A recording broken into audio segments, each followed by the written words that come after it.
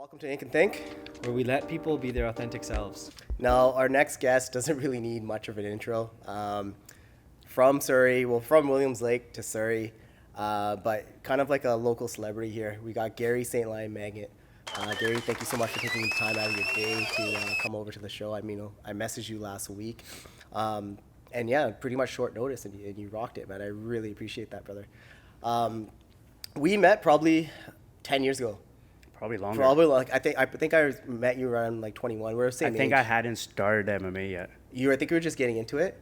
Yeah. I think the first time I saw you was you were working at the gym on King George and 68. I thought it was at one of your house parties. You didn't know though. I didn't know. I didn't know. Yeah. So I remember the first time I kind of saw you, but we didn't know each other. Right. It was King George 68. We walked in because I was switching up gyms and just kind of take a look at what gyms were in the area. Right. It was Garage, I think, right? The Garage. I used to sleep at the Garage. You slept at the gym? Dude, I slept a whole summer there. When I got They allowed you to that, sleep at the gym? It was basically security for them because if you know that area where that gym is, Yeah. it's a lot of stuff happening outside, like right outside those doors. And somebody drove their car into the gym, and they didn't want to hire other security, so they just hired me. And I needed the money anyways to train at that time. Yeah, so I used to sleep all day, train during the day, and train at night, and then sleep all night, and then just sleep in that gym. I used to have a little, I used to have a little cot in the back of the office, and then I'd wrap it up, and I'd repeat it. I did that all summer long. That's unreal dedication. Like, and I've known you for like 15 years now, and like I didn't even know that, man. Right. Like, that's crazy. That's so But crazy. it wasn't always like that. Like, okay, so let's go back a little bit. Like, you've done a lot in your life. I mean, from what 17 and 3. 17 and 3. I mean, that's better than Connor's record, I think, right? Yeah. More active than Connor. Exactly, right? So, I mean, you've done a lot. Why don't we start at the beginning? Like, how did you grow up in Surrey or Williams Lake, Elvin said? What was the situation there? Yeah, so I grew up in Williams Lake, and then I moved up here in 2005 after I graduated, and I was going to become an accountant out here. And Nice. that was the whole point I ever moved out here. Yeah. You don't look like an accountant now. I definitely don't look an accountant now. But yeah. And I even get like crazy when I have to stand in a bank line up in dead silence for 5 minutes. I need noise. Like I could never go down that road. It was just something inside of me that kind of sparked a fire. I think Vancouver to me, like being a small town kid, was like this treasure chest. Like the big city, right? It's a big city because to us, from a small town, like seeing Rogers Arena on TV was like, whoa, like we go to our local leisure center, right? Yeah. And we see like movies being filmed here, and we see musicians, like, my first concert was here. So it's like, these things seem so crazy to us there. And it's so we take it for granted out here. That's what it kind of becomes, right? So when I came out here, it was just like, whoa, like I don't want to become an accountant. Yeah. Like, it's so much craziness happening here. There's so much more opportunity. Not knowing that I would ever go down this road, because I was never a fighter growing up. I was never somebody that got into street fights. I was actually the person that would get picked on. Like, I was the easy target. Yeah. And it was just something here, just kind of sparked inside me. I want to do something different with my life. Yeah. And UFC just happened to be on that day, and there was a guy from Surrey fighting on it. Nice. And I'm like, there's a gym right here. And so as I was watching, the person I was watching it with was like, dude, just shut up. You can't do this. Because I was kind of like... What age were you at? This was... like 19, 20. No, 18. No, this was 05. It was about yeah, 18-ish. so I was probably 21, 22. Okay. Because I started when I was 23, 24. Yeah. Okay. With like no background in it. And I was just like, no, you know what? I've heard enough of this where I'm being told what I can and can't become. I'm going to see what this becomes. And from that day, it was just 24 hours at a time, but I never knew how hard this road was going to be. Mm-hmm. And it was one of the hardest things I stepped into, because the first day got my rib cracked, my tooth went through my lip, and I had an asthma attack because I have asthma. Yeah. And I went in the bathroom, I remember looking at myself, I'm like, dude, this is going to be tough, but every time something does, you walk away from it. Amazing. Are you going to stick with this? Yeah. And it was just 24 hours at a time. I never looked at, like, when I went in there, I'm like, I'm going to go to this promotion, I'm going to do this. But I knew I had to look at the long-term plan with a very short-term goal every day, 24 hours at a time. And these principles, I think, are not taught to the masses. They're not taught in schools or nothing like that. So if we go back to like your childhood kind of thing, did you grow up with these things instilled in you by your parents? Did you have parents you grew up with? Like, how was that like? How did you learn that, like, little... The only thing that was instilled inside of me, and I think the thing that's got me to the top of the world, is the dedication and hard work that I saw my parents do, right? My parents were double shift, alternating. I was always left with my cousins, and then just watching these people working 16-hour days and a 24-hour day and just alternating between. So it's the only thing that I ever, and it only made sense to me when I got to an older age. Like these guys, like my mom still works the same shift she worked since I was a kid. So 8 hours a day doesn't mean anything. 8 hours doesn't mean anything. Yeah. So she still wakes up at 2 o'clock and goes to work like 2 o'clock. I don't go to bed sometimes 2 o'clock. 2 a.m. Your mom's right now working at 2 a.m. Yeah. Wow. And it's just nuts. And my dad will just be like, you know what? I can do another 8 hours after doing 8 hours and not even flinch about it. It's hard for them to get their mind to stop now at this point. Exactly. Right? So it's like, I'm like, just the consistency of us, like, to go 16 hours, I don't think I could do it. So for me, I was just like, I've only witnessed this. Yeah. So let me see what I can do from here. Yeah. So for me, that was all I had instilled inside of me. It wasn't like, I was never taught goal setting or make a short-term goal. Like, you know, all of our parents were like, get financially to a place, go to school, have kids. And like, you know, I broke that entire blueprint to what society ever taught me. So for me, I was like, no, I'm going to chase this dream. It's highly risky. I don't know what's going to end up with it. I'm probably not going to get married for a while. If any girl's going to want to stick around with, like you know, become an MMA fighter. Lifestyle, you guys are going to have to accept this. I understand I came up here with scholarships, but I'm going to go down this route. So there was a lot of barriers I had to break within my household, then within the community, and then within international, because nobody was really doing this. And anybody that was kind of seen doing it had already something that you would have seen in them that are like, you know what, yeah, I see that guy's an athlete. You know what, that guy's dad was a fighter. That guy's, like, you know, some sort of upbringing. I didn't have any of that. And like, you're super ripped now, but like you had mentioned, I think you're a chubby kid growing up, right? So when I moved, so like you never had this. No one looked at you at 14, 15 and said, no, that guy's gonna be a fighter. And obviously, we're not 6 feet tall. We're not big guys. Right, so once again, no one's gonna look at you and be like, "Oh, that guy's gonna grow up and he's gonna have a clean right hook," and keep your eyes on this kid, right? They didn't do that. No, there was actually a wrestling club. Like I wanted to learn wrestling, and they shut the door on me, and they were like, you know, we can't invest our time in you. Like we want an athlete, right? And obviously those people have come back around now. But like, are these legit places that train like Fighters 2 championships? That you went to right off the bat? Well, not at the starting. Now that's basically what I do. Like, you know, Las Vegas, Montreal, the home of George St. Pierre. Las Vegas has some of the best UFC champions and MMA champions around the world. So I've had to travel around the world, but that's where the path kind of took me, not knowing where my path was going to take me. But that's the dedication you got to put in, is that eventually you got to, if there's anything that I've also learned, is that you can't ever get comfortable. Once you're comfortable, you stop growing. So that was as soon as I realized later on, like, you know, about 4 or 5 years into like doing MMA, that I was getting comfortable in Vancouver. A lot of people will just ride on that, like, you know, being a local champ or something. I'm like, am I trying to be a shark in a goldfish, like in a goldfish bowl, or am I trying to become a shark in the world, right? Like I'm like, to the world, I'm a little goldfish. In Vancouver, I might be a shark. That's not what it is. Like I can maybe make myself believe this is it, but I know there's so much more. So that's when I packed up my bags and moved to Montreal. And I was like, I gotta go. And I left everything I knew, any kind of comfort I finally created in this big city. I left and I started right over in Montreal. And like financially as well, like financially it was tough. I bet. I was basically taking, the only cash that I had was the fight that I just won, which paid for my rent at that time. I just won in India. We were actually one of the first MMA shows in India, and it was nuts. It was 18,000 people.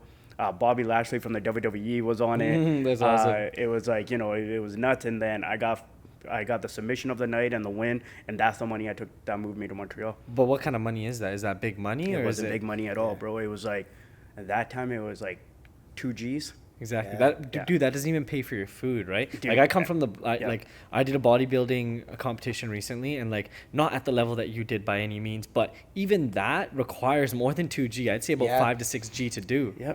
Right? So for me, the way I described it to people was that I was training with world-class fighters. But like basically third world diet? And Diet. I was eating. Just gonna I ask was you. eating I a was Little just gonna Caesars ask you. pepperoni pizza that was $5. That Yeah. would try to make me last sometimes a day or 2 days. When you moved out to Montreal? When I moved out to Montreal. Yeah. Insane, bro. And so I Insane. was training. So I was in the gym when GSP was making his comeback for Carlos Condit. He had just come back from ACL surgery, and this Yeah. was a lot of cameras around. So I was like living in this crazy world that I couldn't, like, there was like camera wires everywhere. All the best fighters in the world were there. Like, it was like Disneyland for me.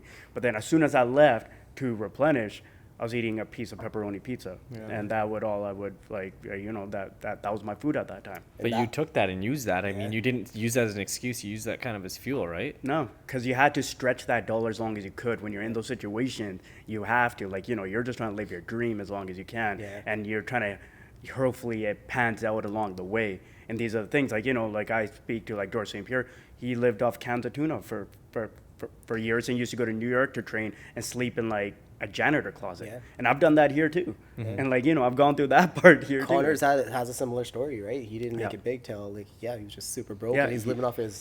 He was a carpenter. His Yeah, girl's was a carpenter or yeah. plumber? I can't remember Yeah. exactly, but you're right. A tradesman. He was living off his girl, and that's Yeah. why he's I think he's still with the same girl. He's still with the same girl. Yeah, it's a cool story because like Very- she likes him for him. who he was, Right. Yeah, not for the not money. for what he is. My wife's a similar story like that. When did you meet her? I met her in Montreal.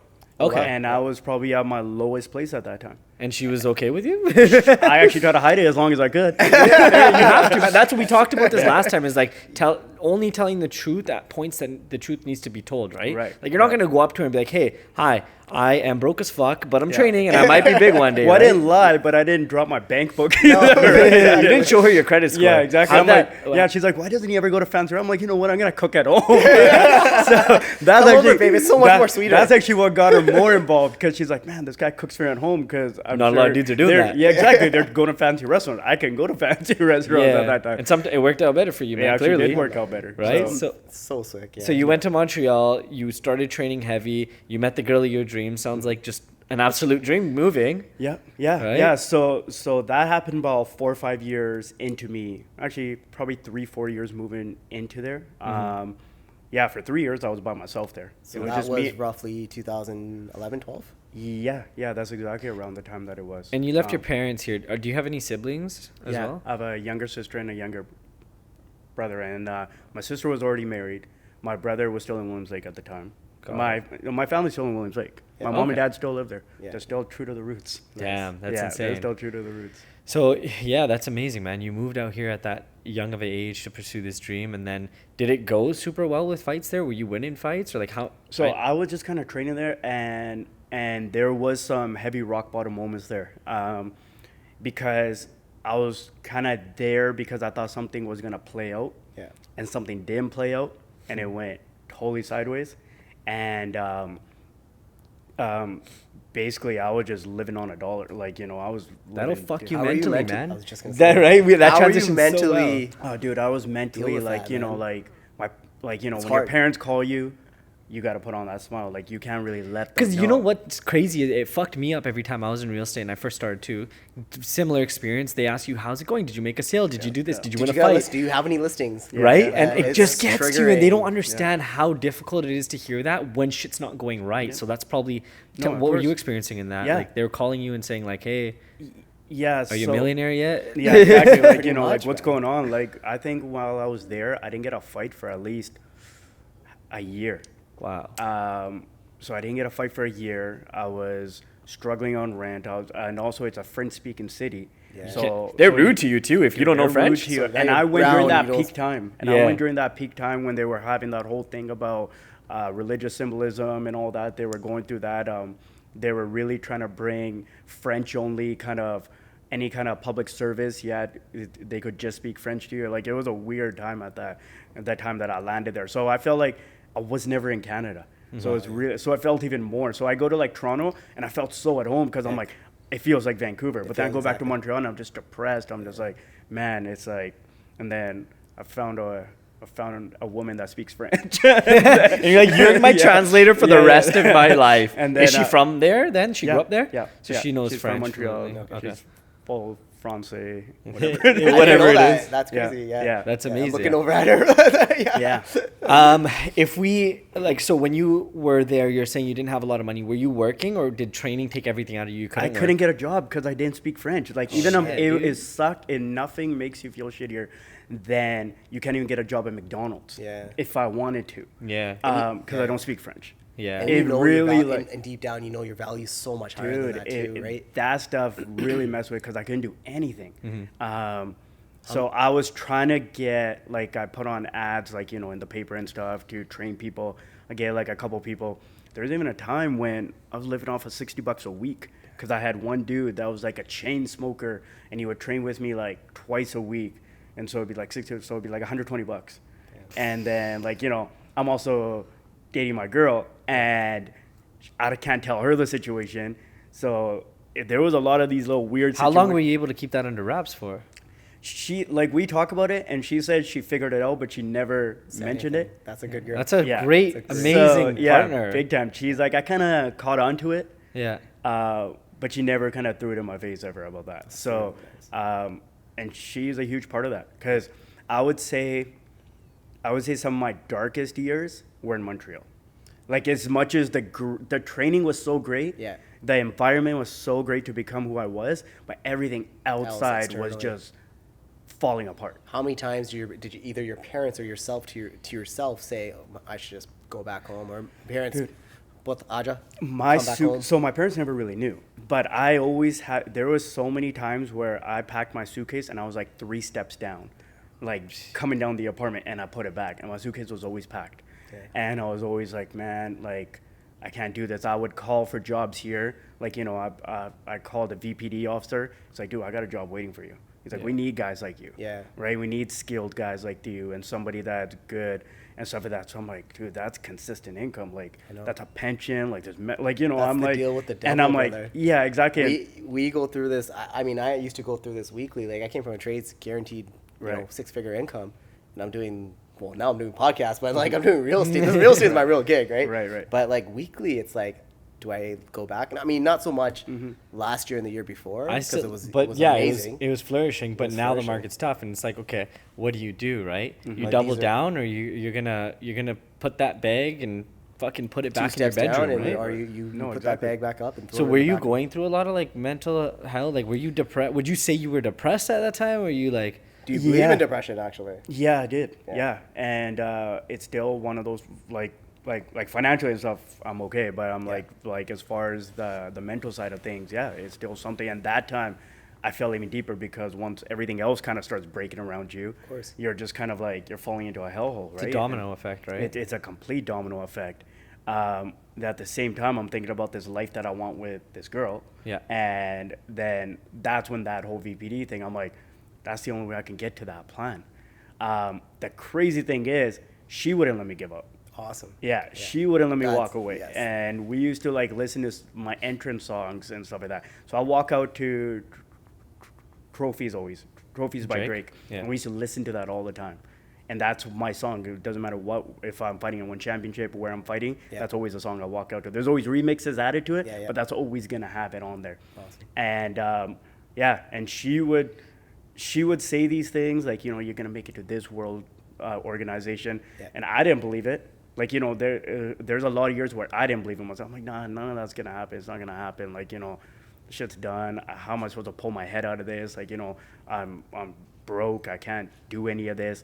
And she's like, no, it's gonna happen. And there's a lot of those moments that she said where they're happening now. Yeah. Right. You And she's just like, I don't told notice you. Like she's like, I told you it would happen. Yeah. So there was a lot of years where she had to be like the manifester of all this, because the vehicle, which is what was needed, which is myself, to make it there, I didn't believe in it. A lot of It's like people almost- have that, man. It's almost like a coach, right? It almost is. A coach Yeah. will like tell you what to do. and Women whether have you believe it. superpowers, dude. They Women do. like they have this healing and this capability to like push, if in harmony with a man, like the masculine and the feminine energy, if they're in harmony like that, dude, the shit that you guys can accomplish together is The amazing. world, man. But I think a lot of dudes right now are having a tough time finding that type of connection. So like, what would you give like somebody, let's say 25, 22 years old, they're in a situation. I mean, because there's a lot of trash out there in people. There's a lot of shitty people who do shitty things to good people, right? So what was like, if you could give someone advice in that realm, what would you say? How would you find somebody like that?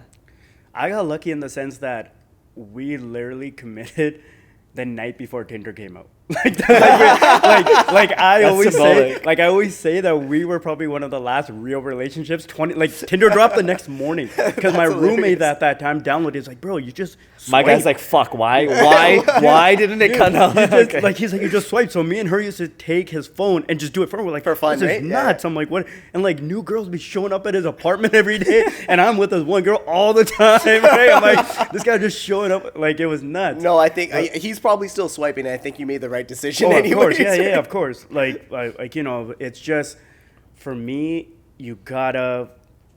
It comes down to the foundation of it, right? Like for me, like one of the greatest things about me and my wife is that we are complete opposites. Yeah.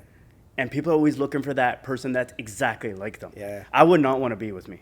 Like, I'm telling you. And I don't think she would want to be with her, if she had a complete opposite, because we're two on almost every level. Every level, from the way that we chase things to even the clothes that we wear to what makes us happy. Like, it's completely things, but we meet on this mutual place where, and she also comes from a different religion. So we're two different religions in the same house, but we've kind of come together. We've brought two different worlds, like our two different families together. Yeah. And we're just complete opposites that we work. And it's like, I think a lot of people out there are trying to look for that, the person that's exactly them. Yeah. And I don't think that works. Opposites attract. Like my wife is not the exact. I wouldn't say complete opposite. Like when we're partying, we're pretty much the same person. Yeah, but, of course, yeah. There's a lot of. I'm the entrepreneur. She's the 9 to 5, and it works for her, and she enjoys that. But I think you nailed it, man. You need someone to compliment you, not someone to like just be almost combative with you. Yeah, like for me, I become very serious about my goals. I become very serious about life, and And I think I don't know if that's the man, that's just the role because you have, and she has this childlike behavior about her. And that kind of reminds me, like, chill out. Like, we can, like, be human. You can be human. You can be a kid and stuff. You don't need to be a drill sergeant. Yeah, exactly. Because I'm like that in my own head to myself. Of course. And sometimes I'll bring that into which is the house. good. And that can go which real is good negative. for training. You need good that for training, your discipline, and but what when you you're need. in the general public, you need that empathy. And you need that empathy, that human energy, right? Yeah, that's a common quality between a lot of driven people, though. Is like we always like tunnel vision out, and we never really. I tunnel vision a lot. Yeah. I tunnel vision when I shouldn't be. Like, I can be somewhere watching a movie and I'm somewhere else. Yeah, think about something else, fighting or something. And it's something I have to come back to, like, we're here, we're in this moment. Next plan, what could I be doing? What could I be using this minute for, this next hour, this next thing? Like, I program stuff a lot in my head on what can I get out of my day? Mm-hmm. And if 11 o'clock comes around and I feel like I've wasted it, it eats me up. Yeah. It doesn't matter, like, if I've, like, closed something or something like that. Like, say I've spent an hour and a half, like, meditating or something, kind of working on something inner or something like that. That to me is something I've achieved that day. Good. That's a 1% that's a win, myself. man. And that's awesome. Because a lot of people don't realize that, and they just think, oh my God. Well, they don't do that, first of all. First of all, they don't do that. Yeah. Like, remember a couple of weeks ago, we had that day where, like, damn, like, I feel like I wasted the entire day. It was like 4 o'clock. We went to, like, a gym workout with so-and-so. Yeah. Then we had a meeting right after that. We connected with another person.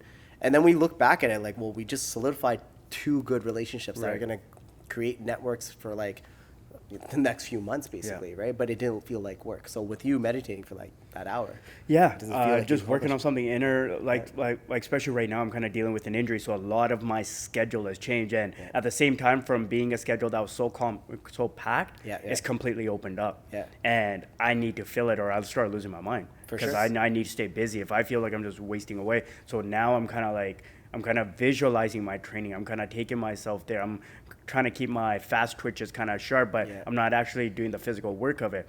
And then also, like, a lot of visualization, a lot of powerful stuff, a lot of energy kind of stuff like that. So I focus on a lot of those kind of things within myself. And it's like, I feel like I've done nothing physical, yet I'm drained at the end of the day. I put in a lot, like, my brain's tired. Okay. But once you go back now, and then you work on the physical, the mental's already so there. Like, it's just going to be insane. So much easier, I'd say. Yeah. At that point, right? Sorry, go ahead. Go ahead. What's your typical day look like? And let's say if you weren't injured right now, what's a typical day look like for you guys? My typical day, if I'm in training camp in Vegas, it will be wake up around 5:36. Like I do some of the market and stuff like that, so I'll kind of look at it, see what's going on, kind of review it, study it a little bit, and then I'll do whatever I'm gonna do. So I day trade here and there, but then 9 a.m. is my first session. Yeah. So by 8:30 I gotta start driving, and then I'll train till about 9 to 11, recover, do ice baths and stuff like that, pick out my meals and stuff like that. Then I'm back in the gym around 1. Then or I'll do the market till 1. Then I'll take a quick 30-minute nap. Then I'm back in the gym at 3:30. Then I'll do recovery at 5:30. Then I'm back in the gym sometimes 7 p.m. So 3 times a day at least. Yeah, Right? and then come home, review the market for the next day, and go to bed. What are you doing in the gym these times? Like, are you strength training? Are you shadow boxing? Like, what's so, happening? So strength training is very animal. Okay. It's all skill work. So I always say to people, a lot of it, like, it'll be like a jiu-jitsu day, or a sparring day is like sparring day is a day that you basically mimic the fight. So people always say that you go through about 25 of your pro fights in training camp. So people always think they think that the fight that you tune into, that's the first day these guys are fighting. Dude, these guys are coming in with brain trauma. They're coming in with, that's why I say You guys are full on fighting other people? dude, yeah. The spars are pretty The legit. the sparring pretty sessions, hands-on, and yeah. I've said this so many times, and a lot of people are better than some of the pay-per-views you watch. How do we get into those? We just show up at the gym or what? That's the thing. It's so shut follow off. them around for you. Yeah, dude. Let's go behind the scenes on it. Yeah, it's so shut off to the world. It's so shut off to everybody. Like some of the super fights that people want to see, and like training partners sparring each other, you only see in the gym. Is that because they don't want to show their skills Yeah, off of to course. the world? Because Yeah. everyone's working on their game plan. Yeah. So everyone's like, especially if you're in a pro gym, like in Vegas and Montreal and stuff, it's their livelihood. If you're going to like an amateur gym, like guys don't really care. Yeah. You can you can record whoever you want, but these guys are going through their game plans. Some of these guys are dealing with injuries, so they got certain stuff wrapped up. You don't want that out because don't obviously want that's that going to out. be the first thing you go That's- for. that's Yeah, the that's your first thing. weakness, right? That's You your got your Achilles legs heel. wrapped. Yeah. Opponent's going to go for your legs So first, right? so there's certain things like that. Like the UFC like heavyweight champ, like I trained in the same gym as him, and he messed up his knee, and he defended his title, but everybody had to keep that under wraps. Like nobody knew. Now it's coming out. Yeah. Now he's out with the surgery and stuff like that. But at that time, he went into the fight, beat the guy, but nobody knew. And this guy was a kickboxer. Could I aim for that the whole time? So I had to keep all that under nobody and with you guys cameras got like allowed. NDAs and stuff like that? Like No, while there you're in isn't there, NDAs. like It's just kind of a mutual respect It's thing? just Yeah. kind of a mutual respect. Yeah, unwritten rule. But there is stories on moles. Yeah, at There's that level, man, that like there's people are stories gonna the pay most. to get that information at Yeah. that level, right? Also, in Vegas during COVID, everybody moved their camps into Vegas. So before everybody was coming from different parts, and they come in like if your fight was in Vegas, is the only reason you would come there. You want Yeah. to stay on the same time zone, right? You want to train under the same time exactly. zone. But during COVID, because of the border restrictions and everything, Yeah. they're only doing fights in Vegas. Right. So then everybody moves. So everyone just cross training with each other. You might be fighting that guy 4 weeks from now, not knowing that. And now you're in the same gym. There's only 2 main gyms, so everyone's just kind of jumping around. So it got really crazy, like during that time, because you're sparring with him, but you're also sparring with that guy. But they're fighting each other next Saturday. Yeah. So who are you with? So it got like political at times, especially during that time. Yeah. So it's like these little things, and you just gotta.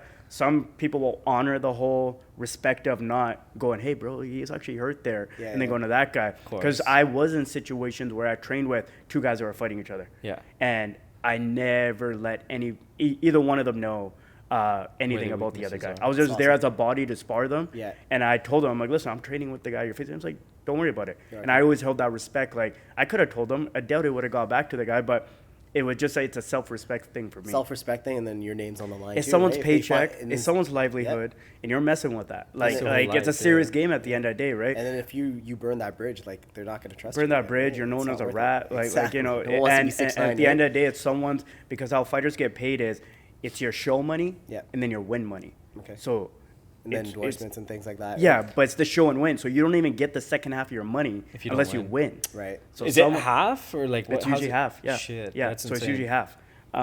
Yeah. So you're messing with someone's livelihood. What's the fight like? I guess there's levels to it in terms of like the payouts and stuff like that. There's amateur, then there's pro. Obviously, Yeah, yeah. that like because you're saying that first fight, it was like 2K, Mm-hmm. and My very first pro fight was $300. $300. Pro fight. Bro. Fight, $300. Like, bouncers are making more than that. Dude, And I was bouncing at that time. When they got me. Was this Citrus? No, what's that No, place? at Sharks like? Club in Richmond. Was it Sharks in Richmond? Sharks in Richmond during the What about New Olympics. West? It was the place we used to always party at. with Logan. Standard. Standard, yes. No, I didn't work there. I just looked like I worked there because I was there so You're much. there so much, yes. And I was just hanging out with the guys all the time. Oh man, that's Yeah. hilarious. That's insane. So the money's not there till you hit levels, right? The money's like you got to figure out some stuff that I think MMA is still lacking in the money sense. Yeah. Depending on what your livelihood is and how you live and stuff like that. Yeah. It's gone better, but it's still because you got like there's a monopoly of organizations. Like where I fight is one championship, and then there's UFC. Those are two biggest promotions. Yeah. If you don't want to go there, and the fighters is like there's so many. Yeah. Right? Unless you got something corner. So luckily for me, I represent Canada and India. I'm gonna like an Indian descent fighter. So course, yeah. I got that. Plus I got the skills. Plus I got kind of the persona behind it. Yeah, of course. So it helps me at the negotiation table. Yeah. When I'm negotiating People my want to contract watch you. and stuff like that. People, Yeah, it's everyone entertainment, wants it. It's right? entertainment. That's- Exactly. It's entertainment, but it's also someone locally in a big city, Yeah. like a big city like Vancouver, that knows him. They want to see him win, right? And On top of like that. Connor is just another Irish fighter. Yeah. But it's who Connor became. Yeah. There's been it's plenty his of person- Irish he's guys that showman. came through, right? There's Yeah. plenty of guys. He did a great job doing But that. it's what he made himself into that made his paycheck Yeah. differentiate itself from all the other guys. Of course. So that's what it is. So it all depends on who you are, where you are, and how you can. Like, there's a lot of these fighters that look at their contract. I'm like, who negotiated this? Yeah. And they're like, You and see they're in the their UFC. contracts? I'm like, huh? You see their contracts? They show you probably. Or they So give there's you a the lot details of it. fighters that come to me for like the business advice of things like that. Okay. So I do find out. Nice. It's kind of what lets me know where I should be. Too. Why? People are like, That's amazing. That's Yeah, intel, yeah, right? yeah. But why do they come to you? Do you have a business background? I kind of like accounting and stuff like that and business. I've always been more business savvy before I was ever gonna become a fighter. Yeah. I always knew that I had to turn this into a business Monetization. somehow, right? Yeah. To pay myself to make money. I myself am the business. Yeah. I'm the product. You're right. I'm not exactly- selling anything. exactly. I'm the you product. are the person. You're the Yeah. billboard. You're everything. You Yeah, are exactly. the value, right? You're the person behind the gloves, essentially. For the young fighters and young viewers, everyone that's trying to get into UFC, like UFC one champion, what advice would you give them to position them in a position so that they would end up making good money on this, Or what's a mistake that you've or made that, yeah. that you Mis- wouldn't want them to? The mistake that I think fighters make is that they think they need the promotion. You gotta scale yourself in a way where the promotion wants you. Right. Right. So you gotta do something, whether it's marketing through social media, or whether it's the way that you fight, or whether it's the way you present yourself. You gotta create yourself as a product. Can you pinpoint what that was for you? For me, it was more so the talking me on the mic, but I also have a style that's exciting. I'm in a weight class that's exciting. Yeah, yeah. Right? Like you move up higher in the weight class, depending on what weight class, if you're in the heavyweight division, you don't get the most exciting fights, but you're looking for that one big knockout. But Yeah. usually if by the second round, if they haven't gotten it, you got a really slow fight. Yeah. But I'm in the 125, 135 where it's fast. Yeah, yeah. It's exciting. Quick, There's a yeah. lot A of lot of things. movement, a lot there's of swinging. There's a lot of swinging. There's a lot of things that happen. So if I bring an exciting style, which I have a lot of movement, I have a lot of different things like that, it makes people tune in. Yeah. But then also getting behind the mic and being able to sell it, and also representing something. So for myself, one of the biggest things is I came up during a lot of different eras. Like I've been in the game since a while. Like a lot of the guys I started with no longer doing it. Yeah. I came up during the Chuck Liddell area. Yeah, like yeah. I just started. You Then came they- out with extreme couture T-shirts and all that Yeah, shit. I remember yeah. that. Exactly. Ed Hardy? One more round, all like that. You remember Affliction. Yes, sir. I wouldn't get into clubs because I was wearing that stupid ass shit. yeah, Man. bro, like That era. all that I remember era, that the shit. tap out era. Yeah. Then the GSP era was like kind of my main one. Yeah. But then you got like the Conor McGregor era, right? So for myself, it was easy to sell yourself out to match what era it was. Yeah. Mhm. Right. And you would just come off fake. If you saw a lot of fighters that were in the UFC when Conor was, they're all trying to trash talk. Yeah. Some of them sounded very cringy. You were just like, it just sounds weird, right? Certain guys got it. So for myself, one of the biggest things with one championship was I got to just be me. That's If I want to what be people inspirational, want. if I want to be respectful, Yeah. if I I stayed true to, like, when people heard me, like, oh, this guy really is representing me. man. Like, he's not selling me selling that something. he's representing. This is what he Be your is. Like, authentic self, this is man. who he is. Like, he wants to represent my people. He wants to, like, this is what he's fighting for. Yeah. He's not selling it as like a plug, like he's selling a product. Right. So being genuine is what kind of Got brought you it the separation. Exactly, the Separated separation. you from the rest of them, essentially. Exactly. So I was never like an Indian fighter that was selling something. And I Right. never got that, and I never felt that way even when I was like coming up, because I was coming up in the game when there was nobody doing it. Even when MMA was still illegal in Canada, Right. I was already at it, Yeah. and I was still holding on to the same reason I was doing it from that day to this moment. Yeah. So If you look at the psychology of sports, it's insane because what people like watching sports because they like seeing a person improve over time. That's how they have these Gretzky's, these Kobe's, these LeBrons. Yeah. Like they look at where they've were and then where they got to, and like that's exactly what you're saying. Like, you didn't change as a person, right? You didn't sell Right. your soul for that. Yeah. You just got better and better as time went by. Exactly. Yeah, exactly, yeah. Let's transition over to the actual fights that you've done. You're 17-3, right? 17-3 as a pro, and I'm 7-2 as an amateur. Okay. So you've had Yeah. more pro fights than amateur fights. Yeah, of course. yeah. Amazing. Yeah. Okay, so what those wins, were they knockout submissions? Like, Most of them were submissions. okay. My one championship debut, I got a knockout. Okay, that's what I want to talk. Like, how did that feel? Like, that's a feeling that I haven't had that feeling, and I know it's a different type of feeling. So I changed. That was my first camp ever in Las Vegas. Yeah. So when I signed to the biggest promotion I could sign to, I was like, okay, either I was gonna move to Singapore and live there, which we were like, my wife was like, okay, go, but I didn't find it. Like, I was like, dude, like, I'm never gonna come home. Like, you're not gonna see me Yeah. for months on it. Yeah. And then one of my teammates was already training in Vegas. He's like, dude, just come try it out here. Yeah. And I went out there, and I'm like, dude, I love this. And then because of people like Russell Peters, Yeah. is why I was able to do it consistently, because he has a house out there, and he's a good friend of mine.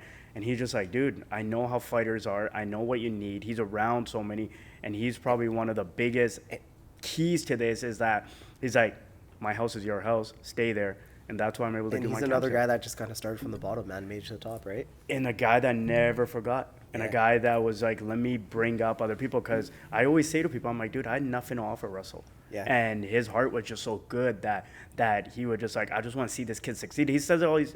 He'll send me a random text. He's like, bro, you're meant for greatness. And he's Yeah. like, I want to be part of that. Like, I want to see you make it. So, I But you're wanna- gonna do that to the kids growing up too.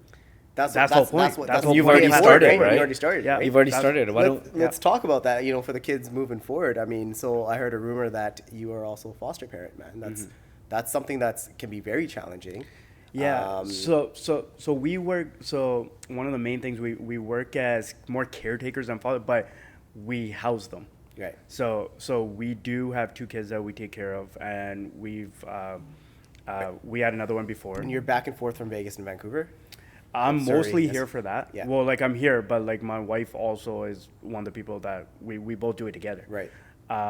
So yeah, and yeah, it's one of the craziest things. It's something that me and her like literally just dove into, and it's something that she was all about from before we even like got married. She was Yeah. like, I'm in this. Just to help people.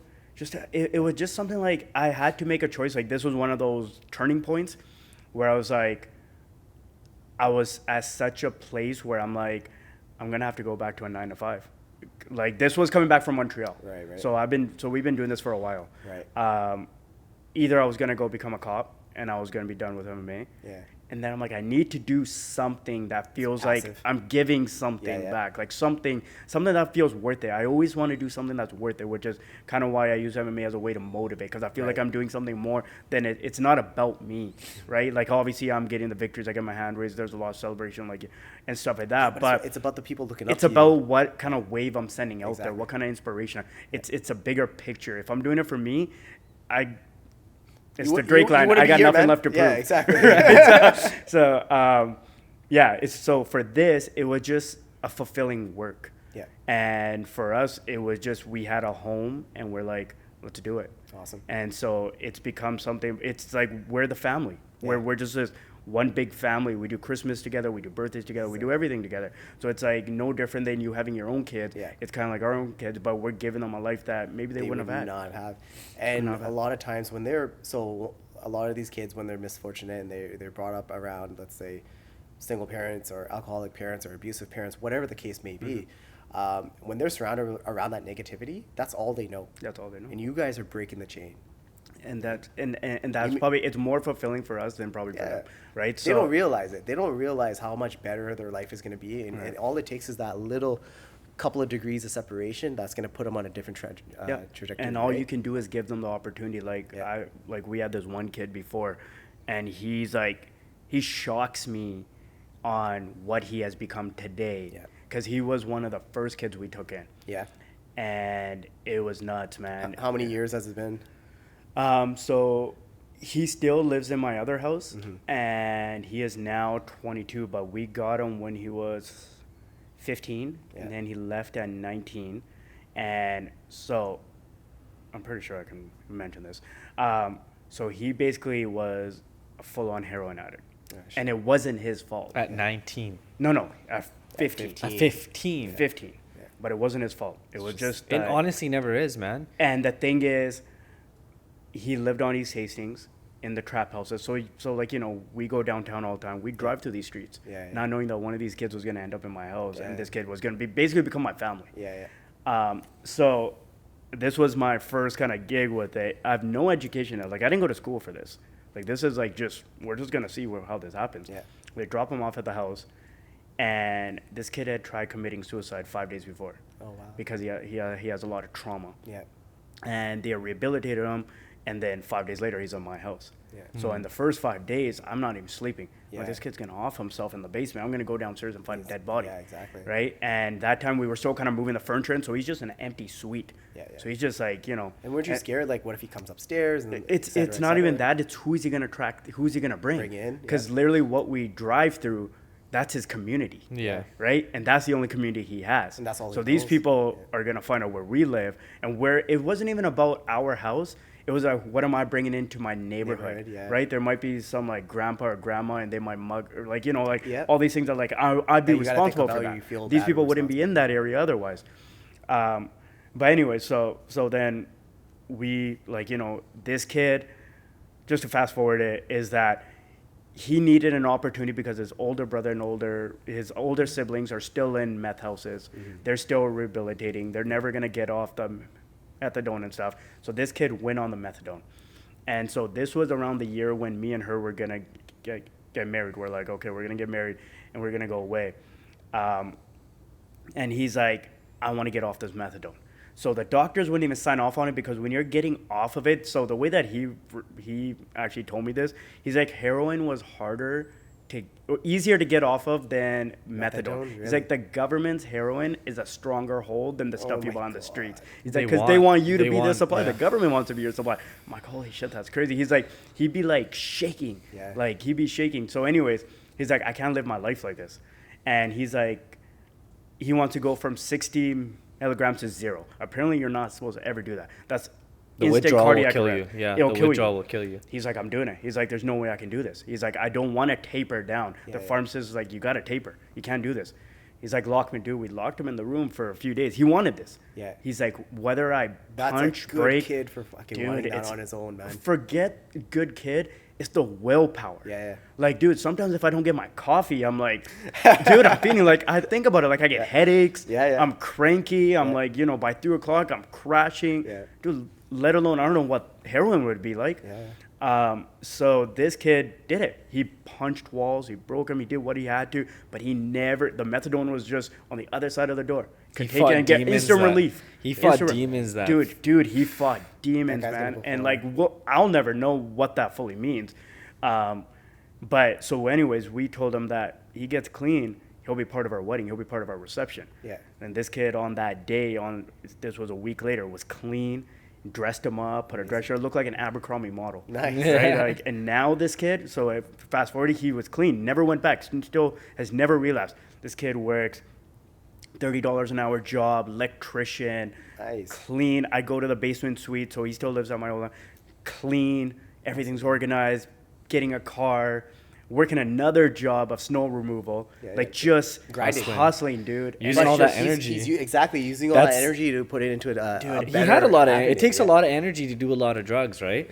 Dude, I remember walking down East Hastings trying to find him the methadone. Like, I went into places that I never thought I would go. I remember going into needle exchange houses, Oh, man. trying to find them. Dude, it was nuts, man. I was like, I've never looked at East Hastings the same. Every time I go, I look around, I look at what this community is there now Yeah. because he opened my eyes. Yeah. Does he train? Does he work out?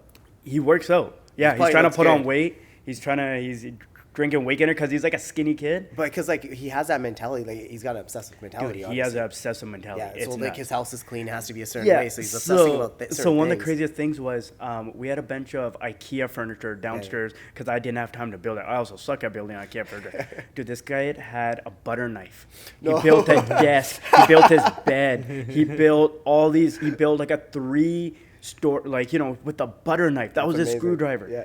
The things that these kids can do Resourceful, that are yeah. because that's what they had to do. They're on the streets. They have to be resourceful. Yeah. Like, you know, like Don't we're have any raised other in nice. plan. Oh, we're idiots, right? Yeah, At the end of the yeah, day. pretty much, Like, I yeah. tell him I could never do this. I can't even read the instructions on it. Like, this kid built it. It was like sturdy. It wasn't flimsy. It was sturdy with a butter knife. That's This crazy. kid like built You get all the beds creative. in our new house Yeah. just by himself within a few hours. awesome, I paid him and he came and did it all. That's it. It's just resourceful, man. And sometimes you hear the stories of how these kids function on the streets because they didn't have cell phones. Yeah. So how they would meet at checkpoints. There's checkpoints like to them. Vancouver was like you know when you look at the GTA map. Yeah, yeah. Like, you know, the Grand Theft Auto map. Yeah. And just Yeah. like that's what it was to them. They're like, okay, if he's not at that point, He's at he's this at that point. And sometimes they would never see the friend again. Oh, man. And they 'Cause wouldn't he know where the overdosed. friend is because they don't have phones to check up. check up on each So other. they Different life, man. and But they yet make it we're all work. living in the same city. Yeah. But it's a different life. When I was like, I think I was like 11 or 12, my dad and my uncle took me and one of my best friends to just like go hang out there and just like Really? see how it is. That's Because they were nuts. like, they're in their head, they were like, oh, let's scare the shit out of essentially scare the Yeah. kids, make sure they never choose this life path.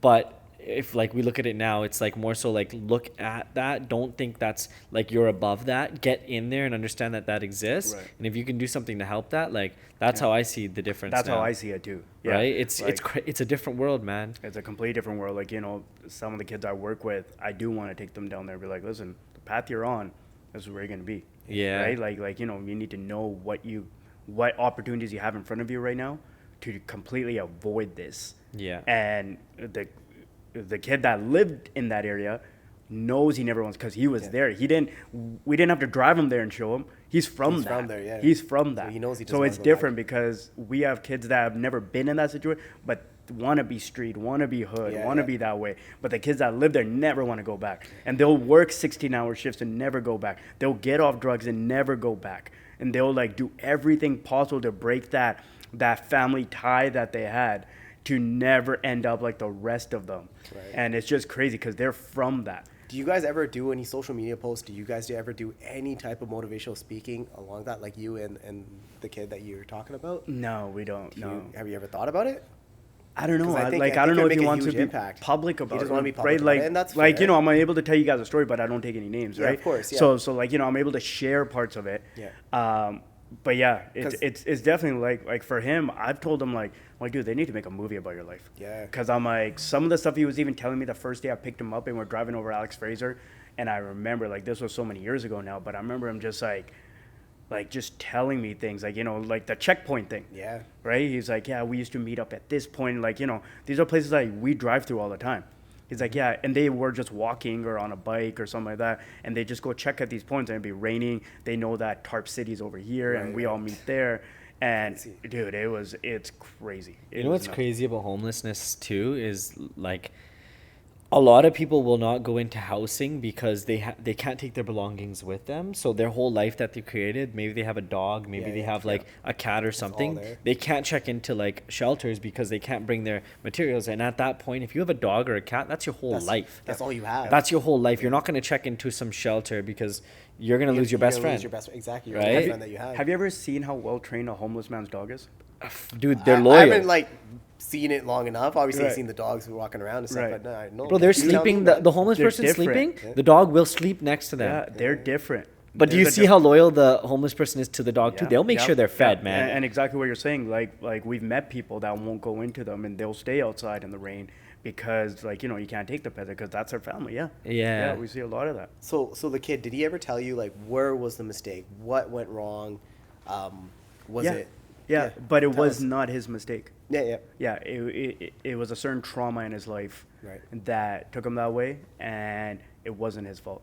I think trauma is the biggest thing, right? I think like a lot of people have dealt with trauma. I think everybody deals with trauma, but I think some people's trauma is just like so intense. Can be so intense, like on a very negative standpoint, like okay, like what everyone thinks is negative, like okay, someone saw a horrible car accident, someone saw their grandma pass away in their hands, someone saw their mother commit suicide and walked in and saw them hanging, right? Like that's a massive trauma. Of course. And but also like someone growing up in a perfect life can be a trauma in its own, because I've seen, because we see things like that where like they have this quote unquote perfect life, but then they don't know how to act around individuals when they're 22, 23, right? Yeah. How do you feel like you've managed trauma? Because I mean, I'm sure that you've gone through things, and obviously even Montreal is a traumatic experience. Traumatic. I mean, getting hit in the head numerous times. Yeah, like the concussions with trauma. That's physical trauma, and then the concussions with trauma don't go so well together, right? Yeah. Because like you guys hear about CT, you guys hear about all that kind of stuff, and like I'm not stupid not to know about it,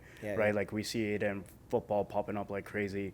MMA is just as much of a contact sport as that.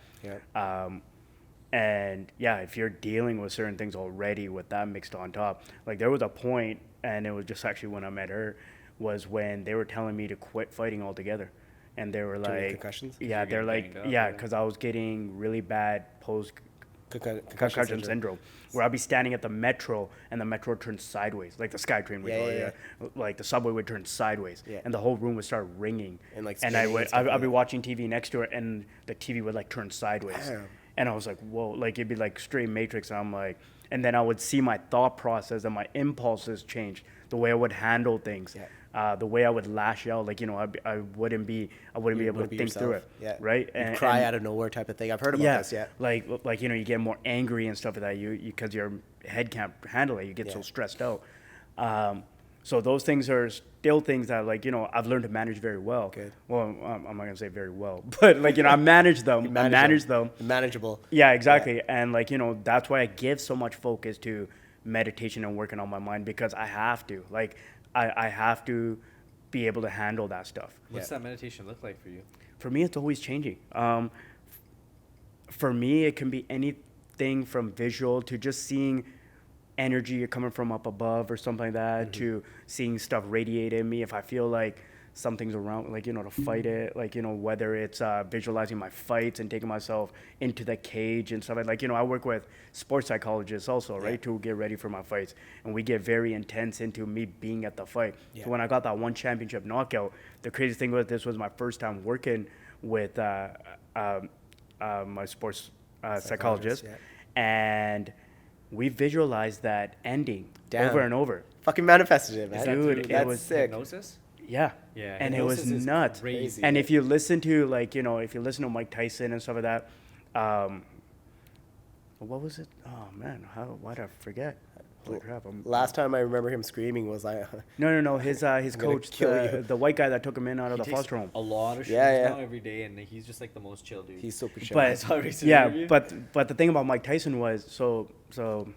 When he was like 15, 16. Yeah, so the white guy that took him in, I can't believe I'm forgetting his name. Like, I literally know my head. So, yeah, he took him into the foster home, and he took this kid out of the ghetto. Yeah. And, and Mike Tyson was always trying to figure out, I could rob this guy tonight and just run away and go back to New York with all his stuff. But what this guy was doing was, he literally, now it's making sense to him, he was brainwashing him. He was doing hypnosis on him to turn into one of the craziest killers around. That he's gonna. That's what he was doing with him. Awesome. He was breeding him to fight. He turned him into an animal. Yeah. Did he manage him as a fighter? Yeah, he did. He was his very first coach. He's the reason he ever started. Man, it's gonna bug me. There, Customato. Thank you. Customato. Okay. Customato is the man. He's what he was doing. Yeah. That's what he was doing. He was doing hypnosis on him to turn him into a killer. That's why Mike still is now coming to terms with it, but he says it without people realizing what he's actually saying. He's like, he turned me into an animal. He turned me into a killer. And that's why, so there's certain things that we focus on when I'm working with my sports psychologist, and this is kind of like, you name it different things. Kobe called it the Mamba mentality. Mike Tyson has his name or whatever. I have my thing for it. But you're going into, Tiger Woods had his thing. But you go into kind of like this dark place, but it's not evil. It's a place you got to go. Right? To become this different version. Like David Goggins is always talking about it. You got to go into this place. But the thing is, you got to know how to manage it. And that it can go into your other parts of your lifestyle. Right? So like, Tiger Woods started cheating. He started doing, Kobe had that situation. Mike Tyson had those, like, he turned into an animal when he was outside. He didn't know how to manage himself. He didn't know how to be around normal people anymore. So that's one of the biggest things, is being able to manage that energy that but when you're in that cage, you're an animal because you get to be, right? But once you get out, you got, so for me, one of the craziest things is because I go to that place. So for me, when I come home from my fights, luckily I do my camps away from home. So I get to go into that. It's just me, isolated. And I'm just alone, and I'm just manifesting this. But when I come home from my fight, I come home to my wife, coming home to those kids. It takes me sometimes 2 weeks to kind of get back into normalcy. Regulate, right? Like, it's almost like this weird PTSD that I come out of. Because all I know is violence. All I know is being around fighters who... Like, we don't cry with each other. We're not emotional. We barely talk. You're so disciplined. It's all the languages like through fighting, all the languages through submitting each other and beating each other. And, like, all that. That's all I know. And then going home and just talking yourself through it, talking to yourself and getting yourself ready for the next session, the next morning, the pain, the wounds and everything. And that's all you know. That's all you know. And while this anxiety is building inside of you, that on this day, at this time, on this side of the world, I got to get in the cage, and hopefully it all comes together, and you're just doing this, and you're just doing this, you're just manifesting this. And then all of a sudden it's over. And now you go back to normal life. And now your wife is so like... you're like, hi, and then boom, and stop. now your wife is like, can you mop? Can you sweep? Hey, can I mop? Can we go for dinner? Can we go for dinner? Of course I can mop. Can we go for dinner? Can you give me time? Can you do this? And you're just like, dude, like, there's so much happening. And I've seen you in the real world, right? Like, ran into you in Vegas back in July, and like, you guys had a wicked relationship. It was just like talking to a bro, man. Like, so you regulate it well. That's man. how. So I regulate it well, and I don't regulate it well. So for me, Vegas, the weekends, I gotta leave the house. I gotta get out. Because I'm around, like exactly what I described to you, I'm around that 24/7. If I don't get out on Friday and kind of just see other things and see other people and see a different life and just detox, I crash the next week. Crazy. I lose passion for the game so quick. But I go from Saturday to like Sunday afternoon, and I don't even need to like I don't need to get hammered or anything. I just go out, I be around, I dance around like you saw me, and like I just have, and then I go back 6 p.m. Sunday. I'm refreshed, and Monday I'm the fastest guy in the gym. I'm ready to go because mentally I'm refreshed. I'm ready to go. That's one of my favorite things about Vegas. I'm able to do that. I got that balance. In Montreal, I used to burn out because of that. Because I never had Montreal is a huge party city as well. It's a huge party city, but it wasn't the same so people are always like, you must have loved Montreal. I didn't like it. I know Montreal's amazing, but the weather and stuff like that for me, like, it was cold. Like, it was cold all the time, right? But Vegas, you wake up and the sun's shining on your face. Like, in Vegas, the sun is shining on your face. Vitamin D. You go outside, the palm trees are out. You're looking at it. Like, that's how like... can you be upset in that environment? You can't. Everyone's in a good mood. Everyone's on vacation. Exactly. So endorphins are all in the air. Even for bodybuilding, like, Vegas is the spot to be. Like, that's where all the classics happen. So, dude, man, like, I've been watching UFC since, like, 2005. Obviously not as in-depth as you've been training, studying it. But I've never heard this, and I'm so happy you brought this out because there's so many people that don't realize, like, you can have an off day for one, and you are human. And being around that negative environment, like, we know some people that are corrections, and being around that negative environment, it takes a person, like, 4 days on, 4 days off, right? Co-op is one thing. You're not around as much negativity as corrections. Like, you're around murderers, rapists, bad people. There's no limit. Like, there's limits in correction facilities. Like, you can contain that, but policing is like, you never know if you're coming alive. Well, policing, it's gonna have you'll have a wild card, right? But you can have a great day as well with police, and just handing out a couple of parking tickets and car window tinting tickets because they love to get me on those ones, right? And you, right? But like what I'm saying is back to what I was saying. It's like, man, people don't realize this, man, and this is exactly why we started this podcast. Is like to show the real side of Gary Mangat, right?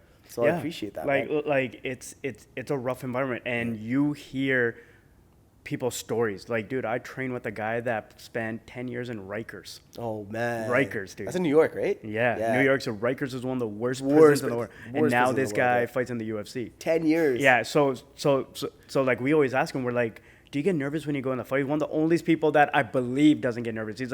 He's like, what do you think's scary, to fight a guy standing from you, or going to sleep and being scared of being poked by a needle every night? Yeah, man. He's like, that's what their biggest fear is.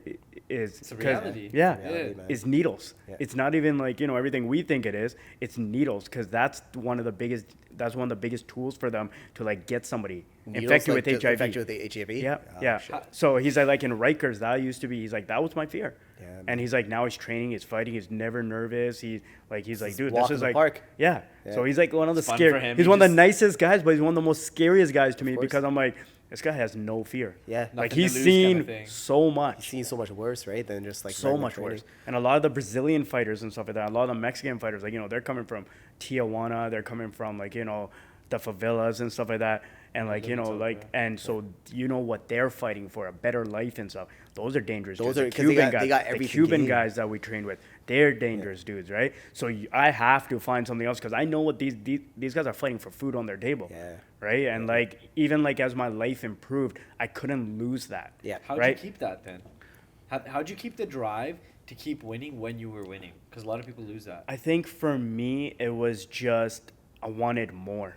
Yeah. I know there's more, right? It's a toxic trait. I have it as It's well. a very toxic trait, but because we're you're never good settling. enough or satisfied. We're always content, but Yeah. we're never satisfied. We're You always never will pushing be. the next boundary. I think you have it as well. That's why we're entrepreneurs, man. Yeah, But and it's toxic. Yeah, But and it's a good like toxic. there's been times where I'm like, let me just settle for average. So I'll be more peaceful. Like, because the peace doesn't come to somebody that wants more always. Yeah. Right? Because I'm not waiting for somebody to give it to me. Yeah. I'm gonna go get it. Go get it, So yeah. every day I'm looking for it in some way, whether it's to fighting, whether it's to business, whether to something. I'm always looking for it. The second I leave from here, I'll be on my phone looking for it. It's just what I do. It's It's just boring doing it any other way. Like, I've tried it. Like, look, somebody did this in an interview recently. Like, okay, let's not do anything. Let's just stop talking and try to relax. It's boring, man. Yeah. Like, I can't do it at all. No. I'm on my phone. Like, my screen time's like 9 hours. Yeah. My screen time's ridiculous. my screen time's 9 hours, but my social media time's very low. Is it? Same. Yeah. Because now what I use for my phone for is what's basically set my life up. Right, right. What I used to use it for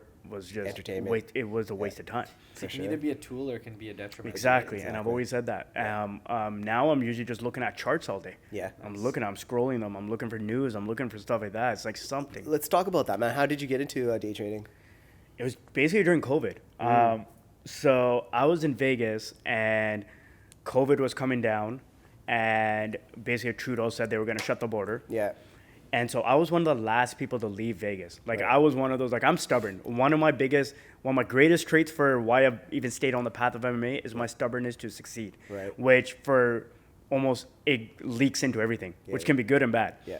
And I'm like, nah, I'm going to stick around. This thing's not going to last. So I'm one of the they literally started locking up all the gym. I'm still like, don't worry about it. I'm going to stay. And then Trudeau's like, we're going to shut the border. I'm like, what do I do? I was in training camp at that time. And like, to go from 3 sessions a day, full days packed, schedule mess, and now you go home to your house and you're sitting in the kitchen, you're like, Okay, what do I do what the now? hell do we do? And the gyms are closed too. And the gyms are closed, and everyone's telling you to stay inside. I'm Yeah, like, yeah. what the hell do I do with myself now? Yeah. Like, I was losing my mind. Let's And go then try to make some money. Yeah. exactly, I'm like, you know what? If there's anything that I've struggled with being a fighter is the money aspect. Yeah, yeah. And I'm like, now it's only because I never had time to get involved with businesses because I dedicated so much of myself to training. Yeah. So there's a certain and then basically what it was, I'm like, let me see what this is all about. And one of my friends turned me onto it. He's like, dude, the market's crashing. So I'm like, okay, if the market crashes, eventually it's gonna rise. Smart And man, I'm like, I have some cash. Let's see what I can do. Yeah. So then what happened was the first bit when I was in it, I was losing money because I didn't know what the hell I was doing. I was just like now looking back at it, it's funny because of what I don't even look at the things I was looking at. I was looking at whatever people were saying on Twitter or stock Twitch. It's kind of like the stocks like Twitter. Yeah. And people were like, go in this. I'm like, okay, I don't know who this person is. A fake trolling account, right? It's to pump their stock, right? Exactly. And then I go for a run, and then I'm like, oh man, I lost $100. Okay, fuck. Then I come back, I'm like, oh, I guess they're talking about that one. I guess they're saying that's the COVID vaccine. Okay, all in on that one. I guess that's not the COVID. Dude, the amount of stocks that pumped because it was supposed to be the COVID vaccine. Now looking back on it, all these penny stocks. Yeah, yeah. And then I'm like, okay, I'm gonna lose all my money if I don't learn this. Yeah. And so I'm waking up 4 a.m, always pumped, losing money. Waking up 4 a.m, losing money. It's Right? like I'm Montreal all I'm over like, again, oh, right? yeah. I'm like, dude, I'm gonna lose like whatever I have. Okay, I gotta learn this. So then I'm like, okay, I used to spend.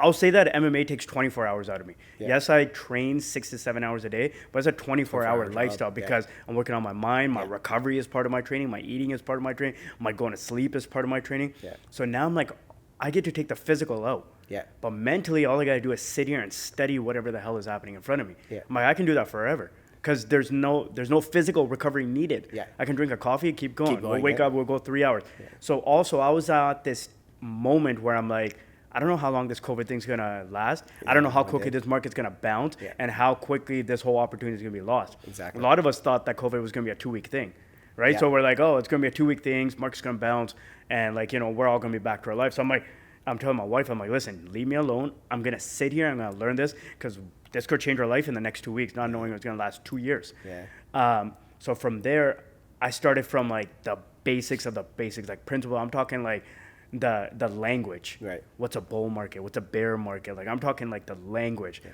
And then from there, I built it into what's a chart? What the hell am I looking at? What is Candlesticks and this? stuff like So that. you Yeah, didn't just like watch, what are like- candlesticks? You didn't watch Wolf of Wall Street and like. Wolf figure of it Wall out? Street was what inspired me. And then What's the other Billions What's the other is movie? Billions on HBO. No, there's another one back in like 20. The Great Hedge or Cat? The Big No. Short. The Big Short. that's But The what Big it is. Short was about real estate. It was, but it was Yeah. based on like the stock markets and like It was bailouts and kinda- stuff yeah, like yeah, It was a yeah, little. yeah, It was a yeah. nice mix and it Yeah. explained a lot of things. It was pretty cool, but yeah. Yeah. So then I started watching Aliens a lot, and Billions used to be almost kind of like a study for me. Like like my wife used to watch it. She'd watch it as an episode. I would watch it as a. So I'm learning what a short squeeze is through this show. Yeah. I'm learning how hedge funds manipulate stocks. Right. So I'm like, okay, I gotta think like them because they're the money that's moving everything. Yeah. The retail investor is always going to be on the losing end of things. But that was the one year where the retail investor wasn't because stimulus and stimulus checks were coming. So that was the GameStop stock at the time. That was a short squeeze of that. So all these things. So I started learning how to follow candlesticks, how to follow momentum, how to follow volume. This was all trial and error, trial and error, trial and error. And from that is when I started compounding too. It was one of the craziest year and a halves that Amazing. it was, yeah. And then I started bringing other people on. Now I'm like, for me, one of the biggest things, and this is because of MMA too, if I know something, Yeah. I don't want to hold it. Like for me, I've never had that share it? mentality where there's only room for me at the top. Yeah, I want yeah. to bring everybody You wanna along. bring everyone It's up, boring right? alone, man. It's Yeah. boring alone, and that's where I think the hatred breeds. Yeah. When everybody feels below. Below, So exactly. let's all go together. Yeah. I've always had that mentality, and sometimes it's worked in my favor, and sometimes it hasn't. Right? Where I'm like, I want to bring everybody. I don't want to just be me. And right? but some of the people that you're trying to bring up, they don't want to see you succeed. But they see either. that It's as a like, big oh, you competition. think you're better than us. Exactly. Like, But it wasn't like that. It was never just is. like, No, it's never like that. Yeah. But that's just what they think subconsciously. Yeah, right? exactly. So then I did start bringing in. So I started Discord, and we started working. And Yeah. there was certain people that I still have not met to this day. Certain people's businesses that got saved in Vegas and Toronto and Montreal, and it was just cool to be part of this community that we built. And I was just always working. I loved being the head of it. I loved studying it all day, and it took a lot of mentality and a lot of stuff out of me. I like market would close at 3, I'd be getting ready for the next day. Market would close, I get ready for the next day, and it was just like consistent. But it was, Repetition. but people are like, oh, it must be your accounting that taught you this. No. it Your was fucking everything was MMA that taught you this. MMA taught me People this. don't realize this, man. If you're successful in one field Yeah. because you're obsessive, and I It was mean the that in a obsessive, very good yeah. way. People don't realize this. Being obsessive is not a bad thing. You yeah, figure out no, that yeah. formula, you could. This is why business people are so successful in anything they touch. Right. Because they become obsessive and they learn what they need to learn. Yeah. They figure out the formula and then they just replicate it. It was just a man. discipline, and Yeah. it was just I relied on nobody. It was just me learning it for myself, and I was just like, I'm trial and error. And for me, what happened was then, so we did very well. Everybody did very well, but then the borders opened, and now it was for me to start getting ready for my next fight. Right. So now I had to balance these two things because I still want to be part of this. Yeah. So that's when it used to be. It be Tough. even. It actually wasn't tough. Yeah. It was more fun for me because what happens is when I'm in training camp, all I'm thinking about is MMA. I'm in the gym thinking about it. I'm outside the gym thinking about it. I'm thinking about my opponent. What's he doing? So it never turns off, and eventually your mind starts losing itself, right? Yeah. but I learned how to I still can't say this word. Compartmentalize my mind. I can't say it And either. I- This guy can say it. and I- Compartmentalize. We're gonna say it together. my mind. If So if you compartmentalize that word in your head, yeah. Yeah. So then what Fucking used show to off. happen was I'd wake up at 4:30 and I'd be turned on. And I usually always need coffee, like, wake myself up. Yeah. Dude, I'd be so in the zone reading charts and numbers so quick that my mind was like, it was like doing reaction drills for my training. Yeah. Because I had to read reaction numbers so quick. Right. I had to read 1 minute charts, stuff would be moving. Get in, get out, get in. Be in a trade for 2 minutes, be out. Be 5 minutes, get out. 2-minute trades, 5-minute trades. That's what day trading was, That was- yeah, right? that's It insane. wasn't swing trading. It wasn't a long-term It wasn't buy and investment. hold. You weren't looking at a companies. full-time job, Yeah, you man. weren't looking at companies that had potential. You were looking at what the momentum was that At day that moment. and trying to get it, Yeah. right? And that's what it was. But then what the crazy thing was, so I'd trade till about 8:30, and my training would be at 9. Yeah. And so I would usually I like to get to the gym by 8:30 so I can stretch out, wake my body up. Yeah. Dude, I get on the mat at 8:58 and I'd be sharp. Everyone's throwing punch and I'm seeing everything. Yeah, I could 'cause see it all because my you're mind was always still you're zoned running. in from the charts. I was seeing everything. Yeah. So I'd be like so on. Training would end at 11, step off the mat, be the first one in my car, back in front of my computer, start trading again, which is power hour is what they call from 11 to 1 o'clock. So power hours, so the market closes at 1. Yeah. The two strongest hours are usually the opening 2 hours, usually the opening hour and a half, Yeah. and then the closing 2 hours. So then I'd be turned on there. Right. So I'm like, okay, now we got to see this. We got to see what's been happening, right? I'd be closing out trades quickly, going in, quickly take a 30-minute nap, be back in the gym, and I do it all over again. So I never got mentally burnt out because I was getting to use my mind in 2 different places for Right, 2 right. different things, but it was the same mind, using Same the same mindset. reaction, the Yeah. same speed, and just I saw how much sharper I was. Yeah. Sick. It was crazy. I loved it. How do you, okay, so like with doing all that, I know myself, like if I don't look at my phone for an hour, I can come back to like 40, 50, 60 messages. Do I you do not deal with that? It's nuts. So You responded to me pretty quick. I was like, I like that. I'll respond to people like I'm good like that. And I was saying to my wife, I'm like, if you want, you could use my phone as a vibrator if you want to. Like it is constantly like it is.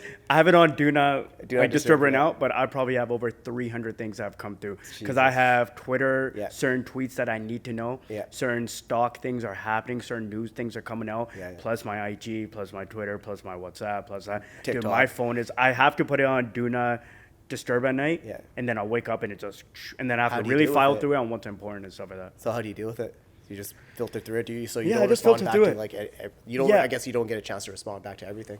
I don't WhatsApp, get to do you respond even to have everything, WhatsApp? but I am pretty good. Yeah, like, I prioritize certain things. So for Yeah. me, when I wake up, the first thing I'm going to check is the news. Okay, yeah. Because the news it's that day. Yeah. Things are moving. I got to know. Yeah. So usually 5 o'clock, I'm rolling over and I'm already kind of doing that. Good. I sometimes won't get to WhatsApp and like Instagram till at least 4 or 5 hours into the day. Right. Because it's not important to me. Yeah, it's, yeah, it's fair. I'll get to that. Like sometimes I'll have like a brief pause in between the market. I'll be like, okay, nothing's happening, then I'll go to it. Yeah, yeah. But in the morning, it's very important because I don't want to be on social media for those reasons. Because I start off my morning, I wake up, I meditate, I get my mind right, I get sharp, I do my meditation, get zoned in, have my coffee, be clear, go to the desk, get ready, and get in. And now we're following the news. And usually the news is happening so quick, I don't got time to be talking It's about the anything discipline, that's man. It's the useless. discipline from MMA that's just rolling over to this, man. And that's all it is. And yeah. you figured out the formula. You Yeah.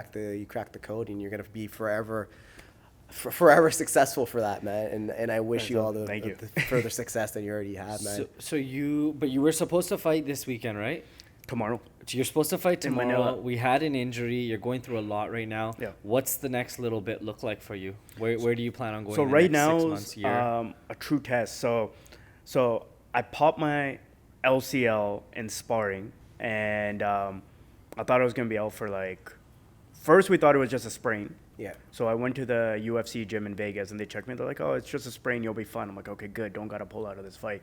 Then we thought it was LCL because it was the outside that popped. Like the whole gym heard it, and it was not. It was like, and we were sparring. A guy took my back, and my leg got stuck on the way down. no. So there was no give, and Yeah. it just popped. And as soon as I went to the ground, I was screaming in pain, and we knew something was messed up. And there's another one of my teammates who's coming back from ACL. She's like, "Your knee's gone." And the guy who did it is a good wrestler, and he's like, "Dude, I'm sorry, but your knee's gone." And I hold nothing against that guy. Like, we're training. Happens. Training happens, right? So anyways, I got my MRI, and they're like, it's a full ACL tear.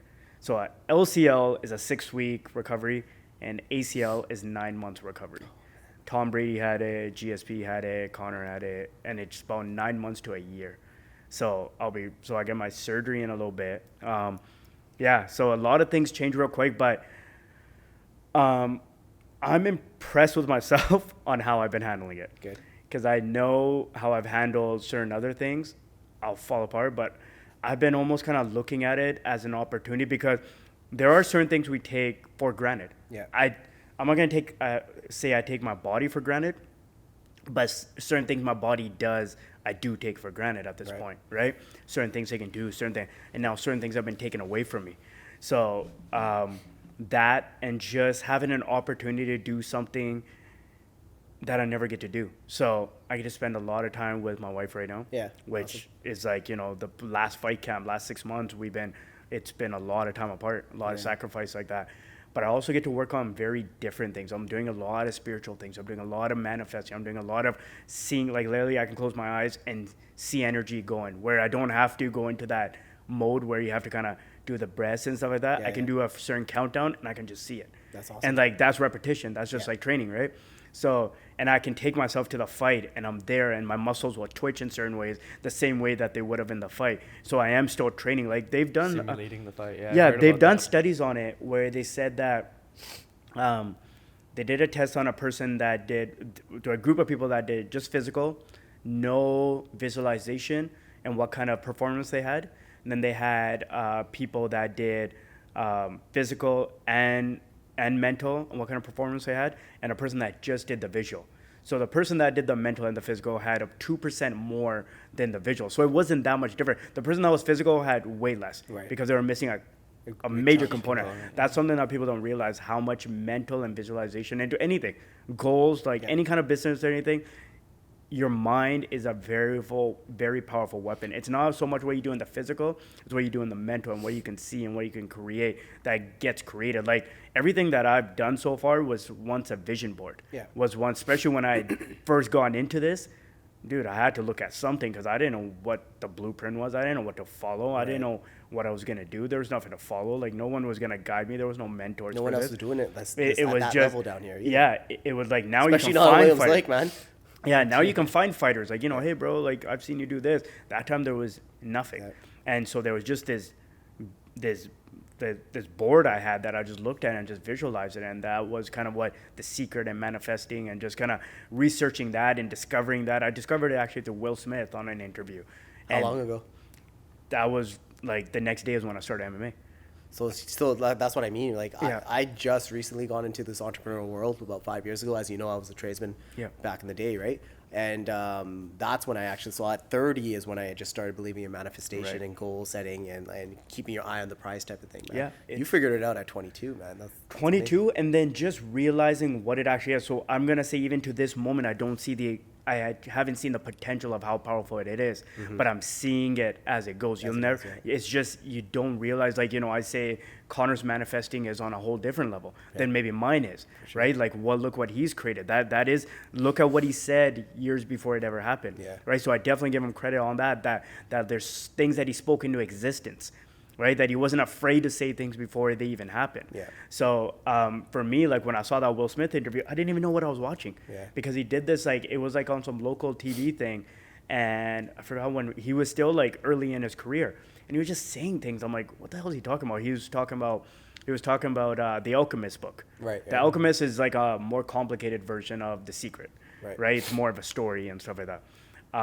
Paulo Coelho actually lives in Vancouver Island, the guy who wrote it. Oh, wow. So I wasn't a fan of the book. I never understood it. It's complicated. It's very complicated. It's very complicated. So I don't. I read it like 6 months ago. Yeah. So you've gone deeper in the last 2 months. Probably, I don't suggest it as a way, like, it sounds, The Secret even sounds like, if you watch the movie The Secret, it sounds very magical and it sounds kind of stupid. Like, you look at a check and it's gonna come to, no, it's not. It's like you're alternating your metaphysical energy towards a certain goal. It's like, if you want to be a negative hater, that's where you'll go. If you want to see something, that's where you go. It's very simple when you really break it down, right? It's very simple on what you focus on. It's really, so anyway, so Will Smith was like, he was like, he's like, people say 1 + 1 = 2. 1 + 1 = whatever I want it to be. I'm like, what the hell is it? No, it doesn't equals 2. Yeah. I'm like, he's like, and then I was just like, what's he? So I started diving more into it. I'm like, yeah, okay. He's creating a world which only makes sense to him, right? He's creating a world where 1 + 1 doesn't equal 2. So he equals whatever he wants it to. Right. And then he was talking about just the grind of it. Like, he's like, listen, we can both get on a treadmill. It's either you're going to get off first or I'm going to die. I'm going to die. Yeah. So that was the first interview I ever saw about manifestation and where he was talking about that. I'm like, what's he talking? And he referenced Alchemist and stuff like that. And that's how that kind of led me down the route. And then it just kind of, we started seeing what my life was doing. So basically, you love the Fresh Prince. Yeah, it started you're the making a role lot of model at sense to such me a- on where such a young this age. was all coming from, and Yeah. nothing was, there's a little bit of luck involved in life, but there's a lot of direction in which way you're focusing your energy. So- and I feel like that whole stock market situation that happened in 2020, I was saying to people, and I said this at the very start to people, when the whole lockdown happened, I was like, listen, guys, there's two type of people that are going to come out of this. There's going to be people that are going to waste this entire time because this is their time to get a break. Yeah, yeah. And they're going to sit on FaceTime and what was that, Party app or whatever? That House party? House Yeah, party, yeah, I right? remember feel that. personally Yeah. attacked. There's always people that feel personally attacked when I mention that. But there's going to be people that are going to be, Seize just the going to go opportunity. into it and just see it as a time to focus on Yeah. something. LeBron was in his basement training. Yep. Certain guys were I was doing the market. I took 2 weeks off, and then I was like, I'm gonna figure out work. I gotta figure We out went back something. at it I built a Went gym in back my at it. I'm living like, room. 7 a.m. I'm gonna That's start sick. working Yeah. out. I didn't know what I could do, but I'm like, okay, it doesn't matter. Monday morning, 7:30, I'm waking up. I'm working out in my kitchen. Dude, we I felt- can't even imagine what would have happened. I would have lost my mind if Yeah. I had not done anything. Because I was losing my mind within 48 hours. Yeah. We actually found a gym that was kind of off the grid because I had just started my bodybuilding competition. I was like a month in. I was already like dying, and then it got shut down, and all the gyms got shut down. We ended up paying like $200 for this like month? 2 weeks, 2 week period, and it was like fucking. We paid it though. We made it happen, right? Where was that gym? It was. I can't out. Was them, it downtown? man. I can't out them. No, it was. In It was Langley. local. It was local. It was in Langley. Oh, it was in Langley. Okay, Yeah, okay. but they'll Okay, probably okay. get fucked up. if No, they're- no, no, no. But okay, so you're. I don't think they're doing that now, are they? No, no, no, They're no. still going after people way back now. Bro. Now we've realized a lot of things about the vaccine and COVID. And there's a lot. There's a lot of. I don't think yeah, anybody. There's a lot of shells unturned, basically. Yeah. Yeah. So you're basically gonna lay back. You're gonna manifest the next step, and you're gonna manifest you winning. What is the moment that you'll be like? Do you want to get in UFC? Where do you want to take this? So I had to make that decision already between one championship and the UFC, and I went Okay. to one championship. Got it. It's also the financial situation in one championship is much better. That's what people don't. That's what a lot of UFC fighters want to come over there. Yeah. Interesting. So for me, it was just a good situation. It was also I like the culture in Asia. I love the culture Yeah. in Asia because I don't have to be a conner. I don't have to sell wolf tickets, as we say. Right. I get to be me, and that still inspires and gravitates and gets people. Right, so I don't have to be this fake person who's talking trash. If I feel like it, because it feels like that's what I want to do, then Yeah. I do it. Right, if somebody actually angers me about something, then that's what I feel. But if I don't, if I have respect for the person, I can just show it, and that's just still building who I am. So that's one of the things. So for me, I have one fight left on my one championship contract. Then we'll see, but I don't see myself leaving Asia. I love it there, and now they've become so worldwide. Yeah. They're possibly doing a show in the U.S. this year coming up. And dude, once you go to Asia, it's a different respect from the fans, Yeah. and people just don't realize because one championship still isn't that big here. But we're selling out like 19,000 people. Awesome. You're Wow. like, exactly what you see in Times Square of your poster. Yeah, yeah. Like, We're like, coming to your next fight, man. we gotta yeah, go. yeah. Like, Where would it be?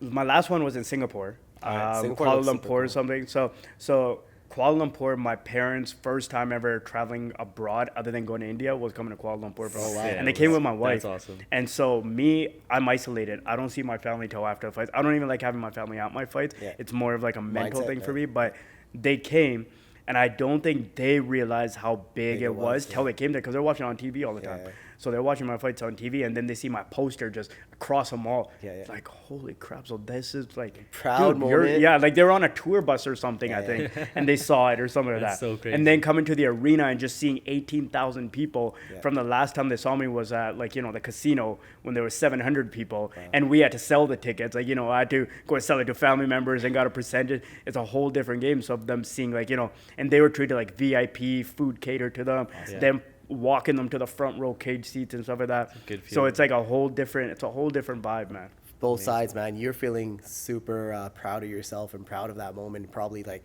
shed a tear low key. And your dad, your parents, probably looking down at you and like, wow, like my son did this. Yeah. So I Also think that. scared. Huh? They're probably Oh, yeah, also scared. Yeah, of course. Yeah. Like people don't talk about the stress it takes on the loved ones. Yeah. Right. Like when I'm in training camp, my wife's in training camp too. Yeah. From the mental side of things, because especially when fight week comes, we're disconnected. Even leading up to the fight, like not just fight week, it's a lot because there's a lot riding on these moments, right? Like it's not a basketball game where you lose it and 2 days later you can play again, right? You make it up. It's not like soccer. It's not like hockey and stuff. It's a fight where you've put everything into it. Now the world is only going to judge you by what happens on that night. Yeah. They're not going to care all the rounds you won in sparring and the days you felt great. It's what happened. And the thing about MMA is it's so unknown. Anything can happen. That's where the anxiety, man. That's where the anxiety comes In a split second, from. you can get knocked Yeah, out. you're standing. Or worse. Yeah, Yeah. you're standing behind the curtain and they're counting you down, and you don't know what you're coming out at on the other end of it, right? And you have to become a different animal in that moment. You gotta step out of that, and that's one of the craziest things. It's a lot of mind control, man.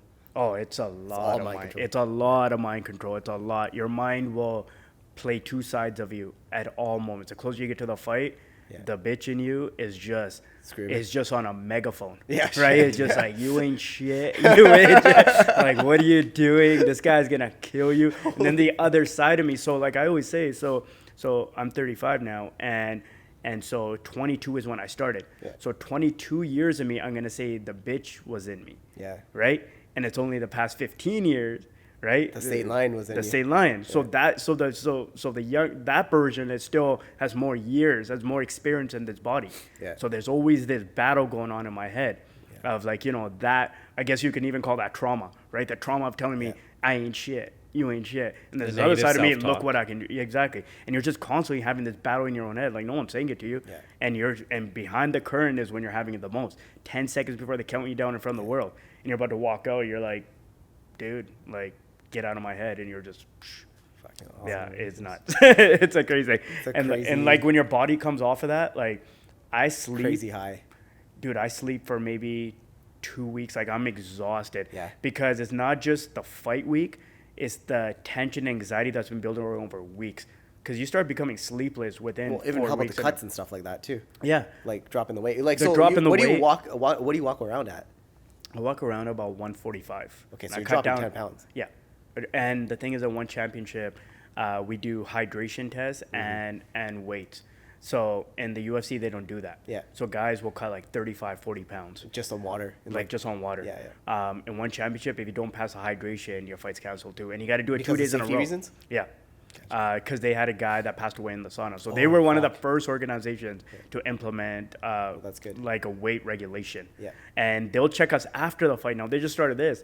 They'll check, and if we got too big after the weigh-in, they'll fine us also. Oh shit. Yeah. So all of a sudden I walk back, I'm celebrating. They're like, "Sir, you need to go weigh in." I'm like, "But the fight's done." They're like, "No, we need to check your post weight." Yeah. So if you're all of a sudden going from 135 to 155, Yeah. they're gonna fine you for that too. If you do it What's the leeway? What can you go up to? I think it's 140? like 6 pounds or something. Still pretty 6-7 tight, man. pounds. Yeah. But the thing is, for me, I'm lucky on fight day. I have so much anxiety and so nervous. I don't eat. Yeah. I go into every fight on an empty stomach.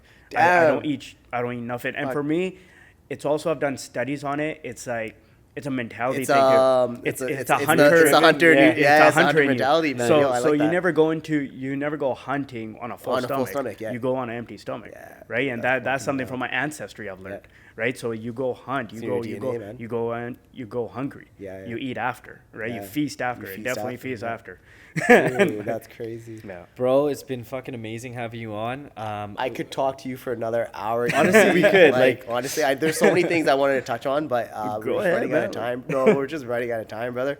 But you know what? Like maybe in a few weeks or another month or so, course. let's do this again, bro. We'll do it. Last question, the 22-year-old that just started, if you could say one thing to him, what would it be? It's all gonna work out. Fuck It's yeah. all gonna work Yeah, out. I was just thinking about this the other day. I'm like, even if the 22-year-old was watching this as a movie, going, man, that guy inspires me. Like, wouldn't believe that that's the guy, that you're gonna be that guy. Yeah. Like you're gonna go down this road. Like you're gonna go off this, and you're gonna go down this, and you're gonna meet this woman, and you're gonna conquer these things, and you're gonna go to these live off stages, and pizza for fucking you know, 2 you're- days, 3 yeah, days, you're man. you're gonna But go you're gonna through all make it, this, man. right? Like the pursuit of happiness story, Yeah. right? And for me, it's just all going to work out. And I still have to use that because a 35-year-old has to be talking to the 45-year-old going, The 50, and we're gonna get bigger and bigger and It's bigger. only gonna And get I don't know if bigger. anyone else has ever told you this. I'm sure Russell's smart enough to have told you this too. But you've cracked the formula, you've cracked the code. I mean, it's the reason you're successful on the day trading is because that discipline that you put into the fucking ring, man. And that's the reason you guys are all successful, right? It's that not falling. You got to be consistency on the discipline. Yeah. You can't be disciplined on certain days. You can't turn it off. It's a consistency that builds You over gotta time. do it when you right? don't want to do it. That's what separates us from the others. Exactly. And certain people around you are gonna understand it. Certain people aren't. Right. And you gotta stay on that path. If you feel it's right. For me, like I say, my stubbornness is one of my greatest assets. Yeah. It's one of the things that can Was be a it your weakness. greatest assets is your biggest weakness? as well, Exactly. right? Exactly. Yeah. Yeah. Cool, man. All right, bro. Good. Gary Saintlion, once again, thanks so much for being on the Appreciate it, podcast, man. guys. We appreciate it. And yeah, man, wish you best of luck in the future. guys and too, we man. hope Keep doing that this. 9 months comes down to like 5 months in your surgery. I'll visualize it in. And then we existence, popping bro. up. We You popping have up, to tell man. SEMA, man. Dude. We're going on a little trip. Dude, I'll visualize that shit into existence. Sounds good. I've already started doing the prehab to the rehab. Like I'm yeah. in the gym, and Nice. most guys don't do that. Like you know, I'm making my body stronger now Awesome. before the surgery, Awesome. and then come out and just Fucking Keep rock doing it. We hope Come your out opponent swinging, sees man. this. Yeah. Send it to him directly. the whole division, because I'm coming for the belt. The whole Let's division. go. sees it. Let's go, bro.